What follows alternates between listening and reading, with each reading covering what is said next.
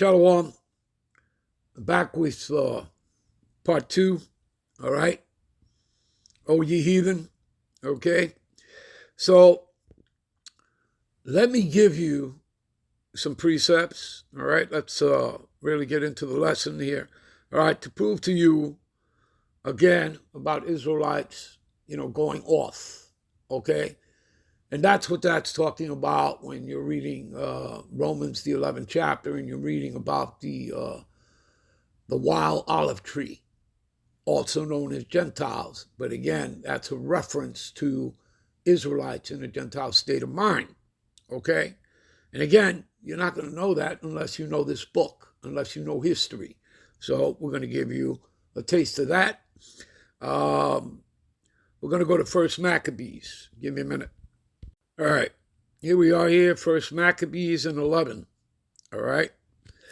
First Maccabees, verse 11. In those days, when out of Israel, wicked men, okay, let's continue reading, who persuaded many, right, amongst Israel, right, saying, let us go make a covenant with the heathen.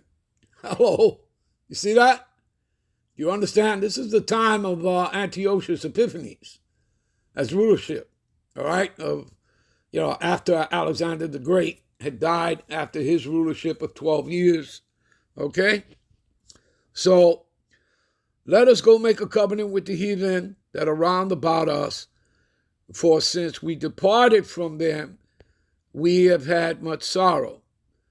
So this device pleased them well, okay, this plan that they had, right?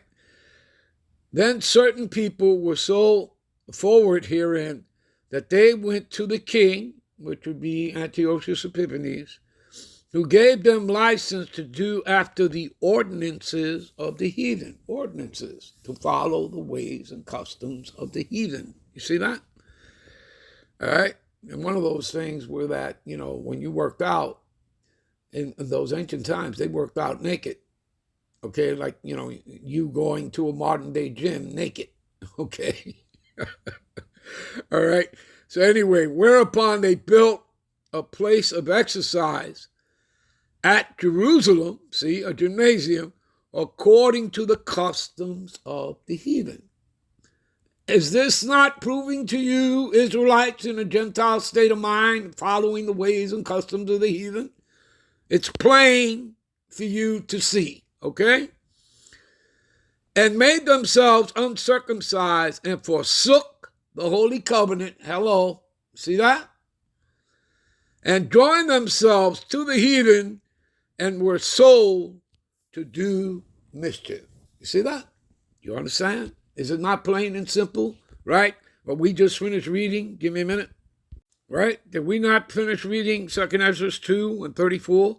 Therefore I say unto you, O ye heathens, which will be my title, O ye heathens, okay, which again is not talking about the heathen, it's a reference to the Israelite. Did we not also go here to First Ezra, the 8th chapter, and read the 69th verse, okay, where it says the nation of Israel, the princesses, Yasharallah, princes of the power, priests, Levites, have not put away from the strange people, right, the land nor the pollutions of the Gentiles, as in the Canaanites, the Hittites, the Pharisees, the Jezebites, the Moabites, Egyptians, and Edomites. You see that? Busy following the ways of the heathen. You understand? All right? Plain and simple and clear. Give me a minute.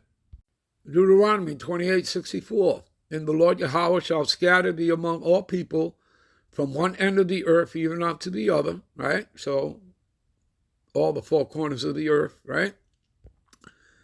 And there thou shalt serve other gods. Idolatry. Okay? Which neither thou or thy fathers have known, even of wood and stone. There you go. You see that? Following the ways and customs of the heathen. Following paganism. You understand?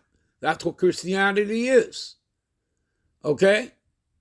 Paganism. And it's taken the forms of the different nations throughout the centuries, the history, that came before them. Okay, their philosophies and their doctrine of paganism. All right? Give me a minute. This is 1 Corinthians 12:2. What does it say here? Ye know that ye were Gentiles, carried away unto these dumb idols, even as ye were led. You see that? Do you understand? And haven't we proven that already? Yes, we have. We'll end this right here, and we'll be right back with parts 3 and 4. Shalom.